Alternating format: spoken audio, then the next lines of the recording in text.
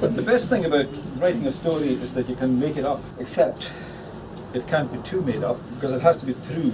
This is a story about a boy and a girl who pass each other on the stairway of the ferry going through the Sound of Mull in the 1960s. And as he goes down the stair, they brush against each other. I'm sorry. And she says, she says in English, oh, that's all right, I'll give back. And they pass each other. And it's a moment that they've never forget.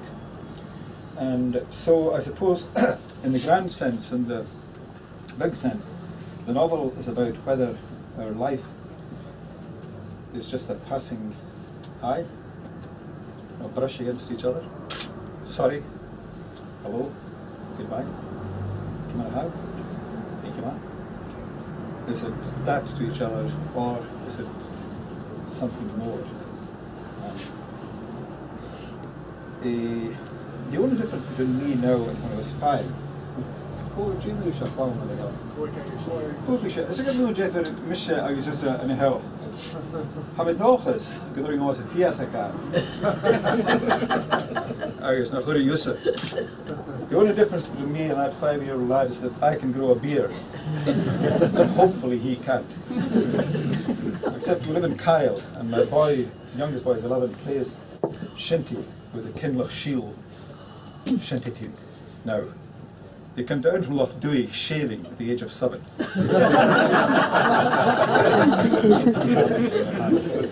Not to be taken lightly. That's just the girls. So, was that childhood of mine in South US in the 1960s? Was it just a glance against history, against whatever which has gone, or was it an eternal moment? And the answer, Dalina McLennan, according to Molly Bloom, was yes. Yes, yes, and yes. Otherwise, for me, and I don't write except out my own experience, everything is otherwise momentary and kind of expendable. I'll read a couple of things, if that's okay. It's set, as I said, in the 60s. The scene setup is a student who's gone home to Uist. And he's going to help build a boat. Not like the Calmac ferry, a little bit. But a boat. The sound of Faticheva. And showers that Widiches and Sachine gebracht. When you be has the drowned and shedder. Agus Carol and Calaman Creek Fatas. Agus Noors and Holem, which in the Noas and Bay. Get nach Roa Pulach machine Varach, or a Toshel. Bolemi Giesken is een groensken, like Aster. Maar kan onthalen Chirim heen en meer en ik se skaaide. Nach al Kenake, maar een nog goed met tulchen tannes aantjik en moe en vien in elle. Gaskul gechte, agus holishing glik glak gneich. In a klachen of a kant goed jik about it. The word id is missing there. Page 1. At least you can put it in when you're reading. I'll write id, right? Anybody who buys some Gaelic books now, I'll write id. Id. Where is it? Klachen of a kant goed. The Jidach and Machashelli. Be eden of fair Orekan and Bottle. Sean Hjart Voch get Hurricane, got Chivore Valakudican, so Hoofje and Jeek, is not the Edig. Nog geht's in the Norsen, alles terug is Cape, and see you gezondag het moon toch en mooi against het hart. Is een lip bonnet, wik gauw nedig is piep, clear has stopped in a vial, at a huisje de hu with vier at the shape. Har een lisse in een huwel, gaat terug naar een jaar, had ik het is even hier. Wat het ook op school, het is een logische al. Ik kan nou bij me heen komen ook. Ik heb dat is een logische woord. En al hij in mijn goed. Agus an súil rohan. Get nach forrakan, jigar English. Nach shiriakan, a solas an la, a dorst chimichal it gach tú, a moch go tú. Gachlá, Gachliach, Gachjaun, Gajedig. And I'll now read it in Latin.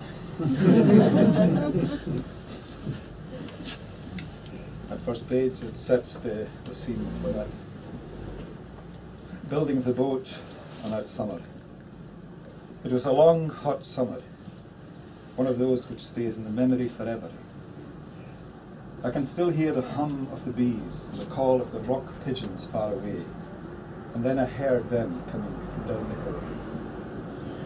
Though it wasn't quite like that either, for first I heard the squeaking and the creaking in the distance, as if the dry earth itself was yawning before cracking. Don't you remember how the thin fissures would appear in the old peat bogs towards the middle of spring? A gate opened, and we heard the clip-clop of the horse and the stones which covered the old man's ditch just out of sight. An Irishman, O'Riordan, was the old man, some poor old tinker who had once taken a dram too many and fell into the ditch, never to rise. And then they appeared, Alistair and Kate, sitting gaily on top of the peat bags in the cart. He was wearing a small brown bonnet with a clay pipe stuck in his mouth, while she sat knitting beside him, singing. The world could never be improved. Adam and Eve never ate that apple, after all. They were building their first boat, though neither of them were young.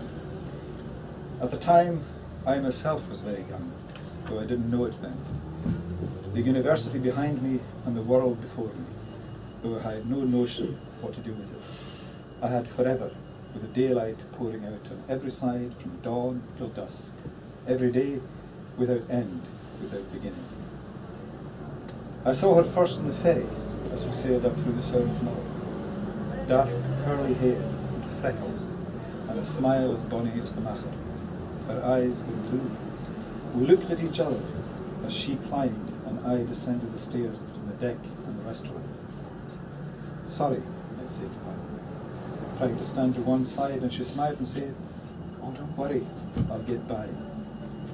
I wanted to touch her arm as she passed, but I stayed my hand and she left.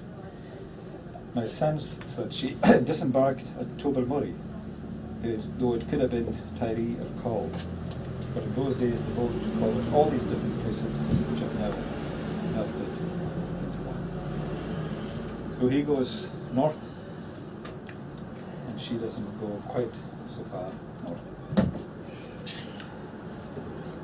I introduce her at the beginning of chapter 2. The girl in the ferryboat was called Helen. She'd been visiting friends in Edinburgh, and when she turned round, the violin was gone forever. Waverley Station. She'd only put it down on the bench for a moment as she searched for her purse, and when she looked back, it had disappeared. She had that moment of disbelief. She must have left it at home, on the high shelf at the bottom of the bed above the bay window overlooking the garden, or perhaps out in the garden shed itself, where she now practised in warm summer days. Except it was now November. But no one in the world noticed, for it continued as before. It was 8:20 a.m., the very middle of the rush hour. Everyone ran. No one carried a violin under their arm. A terrible piper busked over by a platform 17 where the train from Euston was due. An old man still drunk from the night before lay slumped on the bench. She wanted to shake him awake, but of course he wouldn't move. She searched everywhere. So the two characters are set there. This lad, Dalgachi, son of Henry, agus tukal Kuchapu tukal Sko, agus Inyan, Idrat Yachi Vulu, Fergal, Parent and a Furach, agus he and Shirid, Nefila. So he goes home to spend that summer boat building in the paradise of his youth. So I suppose it's a kind of paradise lost. And the girl has, of course, lost her violin or fiddle. In a sense, she too spends the rest of her life yearning for, or looking for, or searching for, or looking for this lost. It's quite a balance between what you imagine and what you remember, and Cabot fiction, Cab Scialach, dull.